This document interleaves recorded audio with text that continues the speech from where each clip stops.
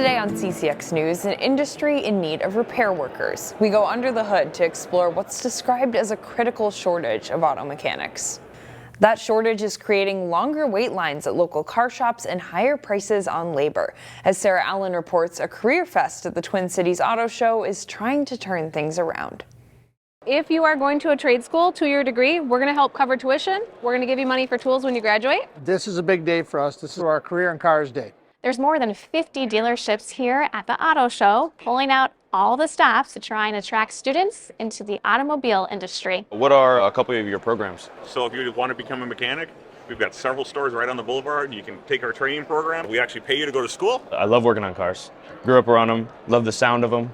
All of that, yeah. Osseo senior Sawyer Saunders and other students interested in a job in the automobile industry are in the driver's seat when it comes to their careers. They want you, and good job.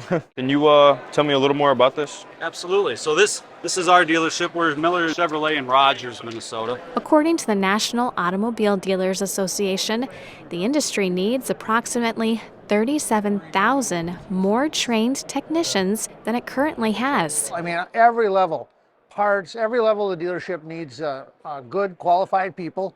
And we have reached out to a lot of the Twin Cities high schools. Everybody's looking to hire technicians right now. So if we can try to produce some technicians out of the program, that'd be awesome. Osseo's automobile technology instructor, Deontay Miller, hopes the event gives students the chance to make connections they can use in the future. The opportunity to come in here and meeting new people, meeting dealerships and stuff like that, it just opens the kids' eyes up. We're obviously not far from you guys. I'm happy to give you a tour of the shop, introduce you to some of the guys. Sawyer's got his eyes on following his family into the automobile business, an industry that may need him to do just that now more than ever. Hopefully have like a big body shop. My idea is like maybe an all-in-one, like detail, tinting, mechanic, like just the all-in-one so you don't have to drive places, you know?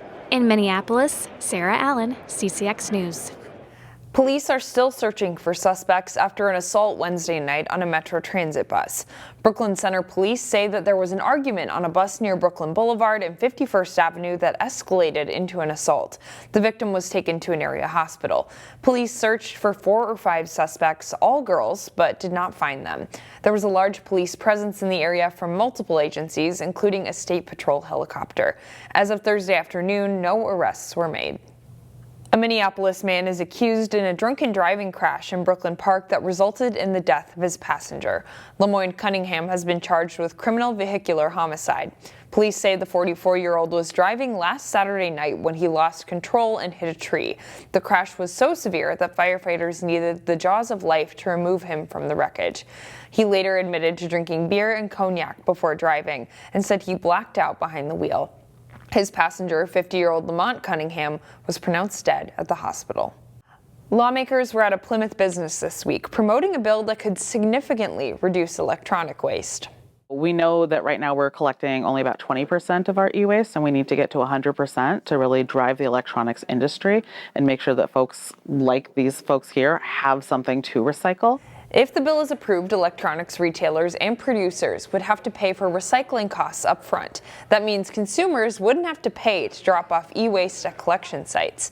Meanwhile, Global E-Waste Solutions is a Plymouth company that works with businesses to recycle and resell electronics.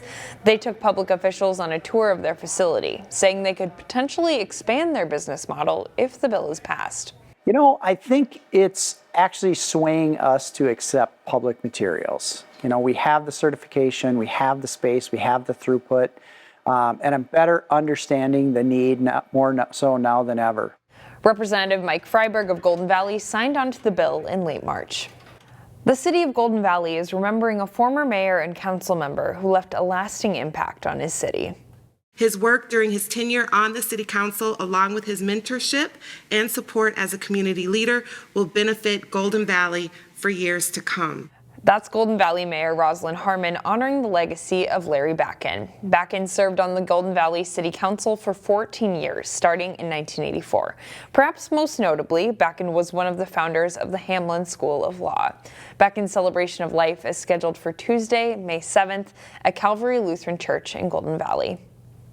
A popular Robbinsdale restaurant is paying homage to a beloved television sitcom that debuted 30 years ago. As Delane Cleveland explains, this friendly experience will give people fond memories of Monica, Phoebe, Rachel, Chandler, and Joey. 30 years ago, a certain sitcom debuted on NBC.